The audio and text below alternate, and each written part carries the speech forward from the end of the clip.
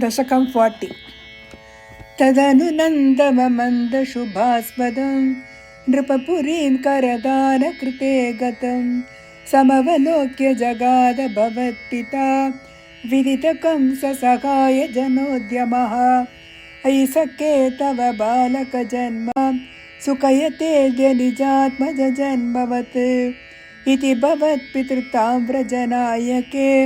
समधिरोप्य शशंस तमादरात् इगच सन्त्यनिमित्तशतानि ते कटकसीम्नि ततो लघुगम्यताम्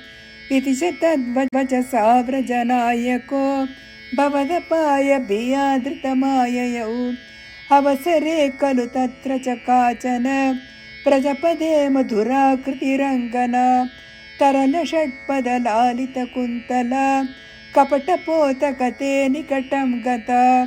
सपदि साकृतबालकचेतना निशिचरान्वयजा किल पूतना व्रजवधूष्विगकेयमिति क्षणं विमृशतीषु भवन्तमुपाददे ललितभावविलासकृतात्मभिः युवतिभिः प्रतिरोधुमपारिता सनमसौ भवनान्तनिषेदुषी प्रददुषी भवते कपटात्मने समधिरुह्य तदङ्कमशङ्कितस्त्वमत बालकलोपनरोषितः मगधिवाम्रफलं कुचमण्डलं प्रतिचुचूषितदुर्विषदूषितम्